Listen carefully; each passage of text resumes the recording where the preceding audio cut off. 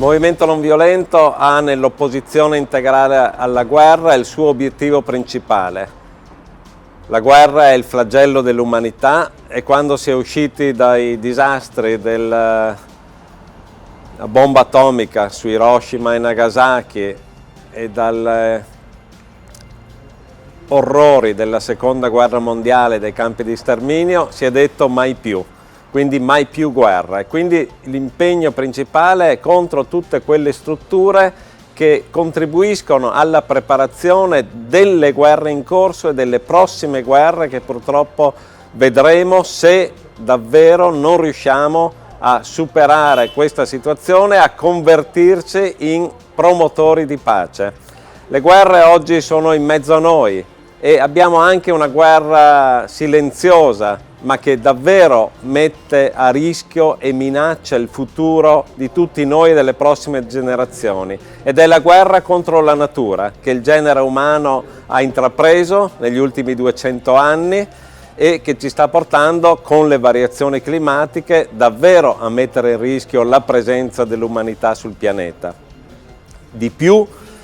gli investimenti che stiamo facendo, anziché andare nella direzione di cercare di invertire la rotta, sono investimenti che in gran parte vanno ancora alla costruzione della macchina della guerra, investimenti negli armamenti, nella produzione di armi,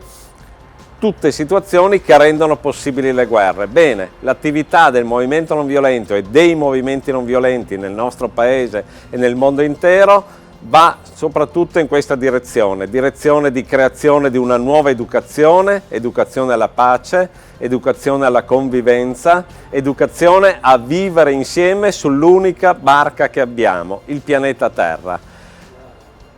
Ci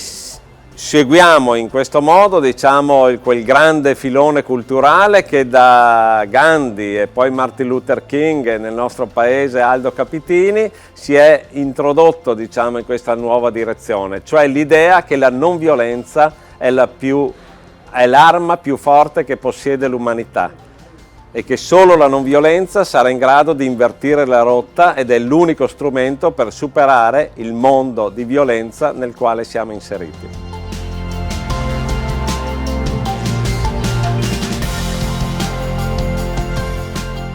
Buongiorno a tutti, io sono Giulia Zurlini Panza di Operazione Colomba, il corpo non violento di pace dell'Associazione Comunità Papa Giovanni XXIII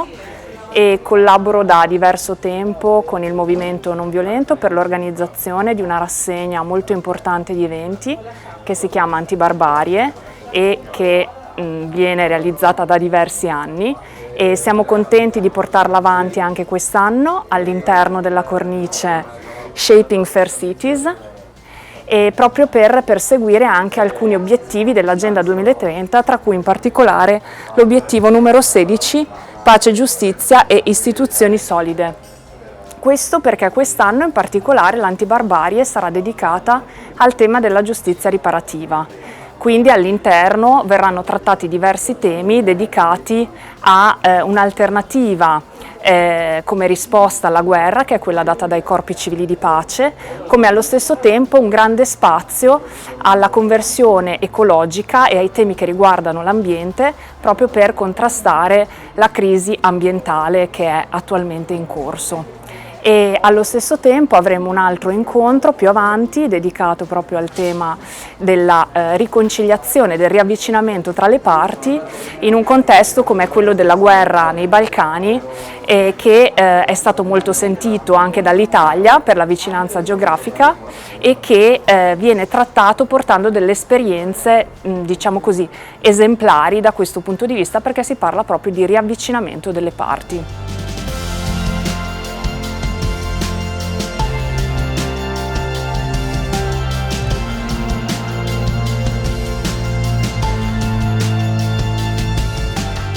Ciao, sono Stefano, volontario della Caritas diocesana e oggi siamo qui per parlare di Alex Langer e della Laudato Si',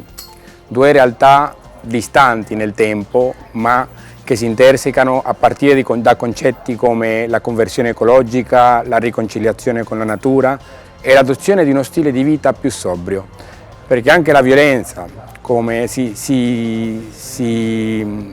manifesta spesso nei nostri stili di vita, nella fretta con cui cerchiamo di aderire a questo regime performativo che oggi caratterizza la nostra modernità.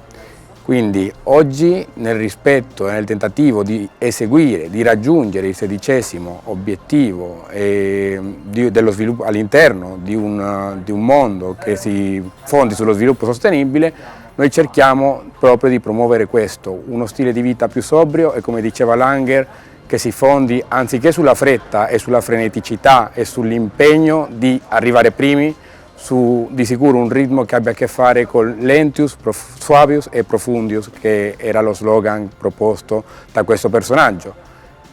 che era riuscito anche a saltare tutte le categorie che dividevano nord e sud del mondo, est e ovest, per inserirci all'interno di un contesto che aveva più a che fare con la nostra generazione rispetto alla sua, con un contesto che di sicuro era avanti nel tempo e nello spazio, che di sicuro anche lo condannava all'ostracismo e all'irrilevanza politica, diciamo a livello elettorale, ma che lo poneva all'avanguardia delle tematiche che prima o poi sarebbero state le prime tematiche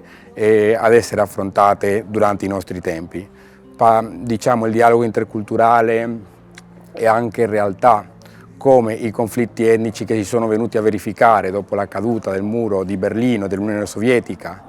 e anche questa nuova bomba a orologeria che è il surriscaldamento climatico erano temi e discorsi affrontati già da Langer durante gli ultimi anni 80 e i primi anni 90, e oggi siamo qui per riprendere questi discorsi e non soltanto per preoccuparcene ma anche per occuparcene.